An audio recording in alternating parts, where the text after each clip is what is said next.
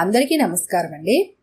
ఈరోజు మనం గంగాధర్ వడ్లమన్నాటి గారు రచించిన ఆఖరి అవకాశం అనే ఓ చక్కటి కథను విందాం. ఇక కథలోకి వెళ్దాం.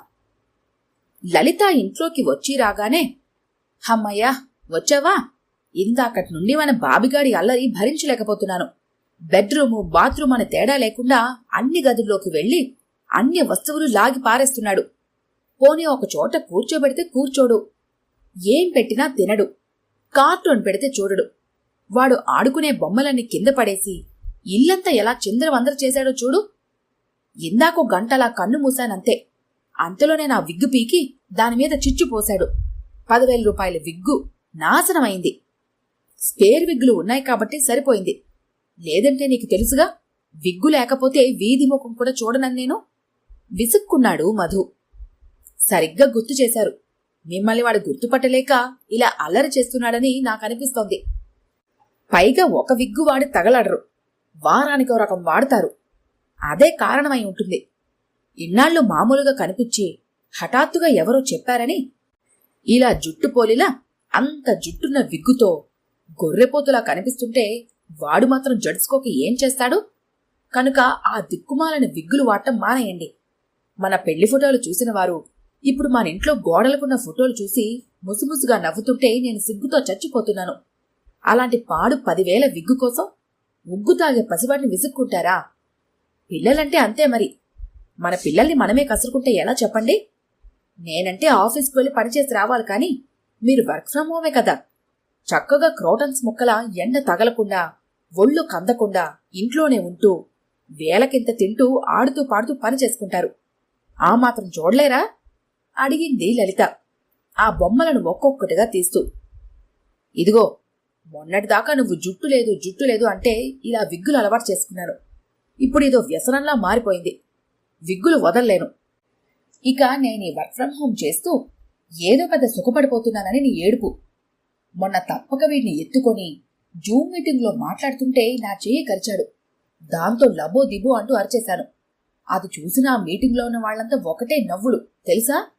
కనుక వర్కే చేసుకోనా లేక వీడినే చూసుకోనా? అసహనంతో ఊగిపోయాడు. అయినా అంత ఉండ చుట్టుకుపోవడం ఎందుకు? మన రమణి ఉంది కదండి. నేను ఆఫీస్కి వెళ్ళిన తర్వాత వచ్చి వంట అదే చేసి గిన్నెలో అవి తోమేసి మీ షిఫ్ట్ అయ్యే వరకు, అంటే మధ్యాహ్నం 2 వరకు వీడిని చూసుకుంటుందిగా. నేను సాయంత్రం ఎలానో 6 గంటలకల్లా వచ్చేస్తాను. అంటే మీరు 4 గంటలు చూడాలి, అంతేగా?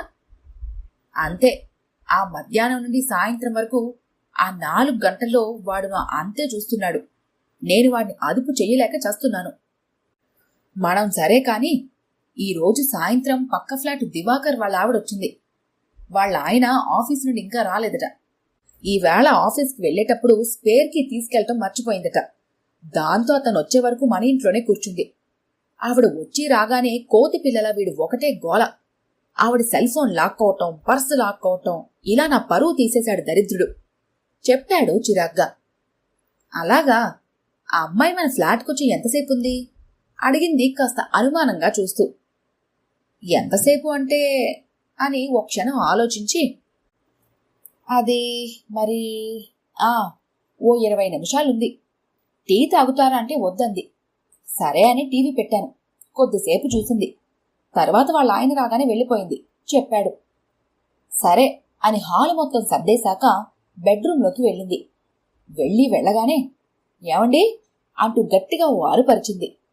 ఆ అరుపు విన్న మధు తుల్లిపడి, ఏంటిది, కొంపదీసి జారి పడిపోయిందా కర్మ అని గబగబా బెడ్రూంలోకి పరుగున వెళ్ళి, ఏంటి, ఏమైంది, ఎందుకలా గావుకిక్క పెట్టావు అడిగాడు లలిత వంక కంగారుగా చూస్తూ. ముందు ఇదేమిటో చెప్పండి అని అడిగింది, తలగడపై ఉన్న లిప్స్టిక్ మరకని చూపుతూ. అదా, అది మరి అని తలగొక్కొని, తెలియదు లలిత అన్నాడు నేల చూపులు చూస్తూ బిక్కమొహం వేసి.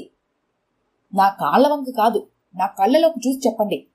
ఆ పక్కింటమ్మాయి మన బెడ్రూంలోకి వచ్చిందా అడిగింది ఆమె కాస్త ఎర్రగా చూస్తూ.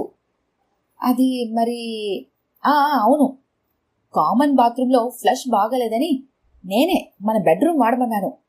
కానీ ఇది అంటూ మళ్లీ లలిత వంక చూశాడు. అప్పటికే లలిత కళ్ళు ఇంకా ఎర్రగా మారాయి.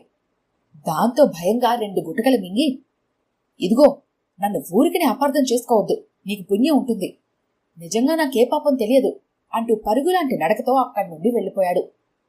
ఆ టెన్షన్తో టెర్రస్ మీదకు వెళ్లి 2 సిగరెట్లు తాగేసి కొద్దిసేపటి తర్వాత కాస్త భయంగా బిక్కుబిక్కుమంటూ ఇంట్లోకి అడుగుపెట్టాడు. విచిత్రం, లలిత ప్రశాంతంగా సోఫాలో కూర్చొని టీవీ చూస్తోంది. కళ్ళు నలుముకొని మళ్లీ చూశాడు. లలితే, అనుమానం లేదు అనుకున్నాడు మనసులో. నెమ్మదిగా ఆమె దగ్గరికి వెళ్ళి, లలిత, ఇందాక నువ్వు అంటూ పొడిపొడిగా ఏదో చెప్పబోయేంతలో, సారీ అండి, మిమ్మల్ని అపార్థం చేసుకున్నాను. ఇందాక పక్కింటి మానస వచ్చింది. మన బాబిగాడు తన హ్యాండ్ బ్యాగ్లోంచి లిప్స్టిక్ తీసేశాడట. ఇప్పుడే వచ్చి అడిగి తీసుకెళ్ళింది. బహుశా వాడే మన బెడ్రూమ్ తలగడపై కూడా గీసేసుంటాడు. నేను తొందరపడి కోపంతో మీ మీద పడ్డాను అంటూ నవ్వింది. ఆమె నవ్వు చూసిన మధు కాస్త తేలిక పడుతూ, అమ్మయ్యా, గండం గడిచింది అనుకున్నాడు మనసులోనే. ఇంతలోనే పక్కింటి మానస దగ్గర నుండి వాట్సాప్ మెసేజ్ వచ్చింది. ఇందాక టెన్షన్ పడుతూ నాకు ఫోన్ చేసి విషయం చెప్పావుగా, దాంతో బాగా ఆలోచించాను. ఇందాక నేను నీ ఫ్లాట్కి వచ్చినప్పుడు మీ బాబిగాడు నా హ్యాండ్ బ్యాగ్లోంచి లిప్స్టిక్ తీసేశాడన్న సంగతి గుర్తొచ్చింది. దాంతో మీ ఆవిడ్ని ఆ లిప్స్టిక్ అడిగి తీసుకున్నాను. దాంతో మీ బెడ్రూమ్లో కూడా బాబిగాడే మరక పెట్టేసి ఉంటాడని అనుకుందామే. మన సంగతి బయట పడలేదు, సో డోంట్ వర్రీ, నేనున్నాను కదా అని ఉంది ఆ మెసేజ్లో. ఆ మెసేజ్ చదివిన మధు చలికాలంలో మలేరియా జ్వరం వచ్చిన వాళ్ల వణికిపోతూ, అమ్మా, చచ్చి బతికాను. నేను మారడానికి ఇదో ఆఖరి అవకాశం కాబోలు. ఇలాంటివి ఎప్పటికైనా ప్రమాదమే మానసా. నీకున్నంత ధైర్యం నాకు లేదు. ఇక్కడితో మనం చేస్తున్నది ఆపేద్దాం అని టైప్ చేసి ఆమె నెంబర్ని బ్లాక్ లిస్ట్లో పెట్టేశాడు. ఈ కథ కనుక మీకు నచ్చినట్లయితే లైక్ చేయండి, షేర్ చేయండి. మరిన్ని ఇంట్రెస్టింగ్ కథల కోసం మా ఛానల్ని తప్పకుండా సబ్స్క్రైబ్ చేసుకోండి.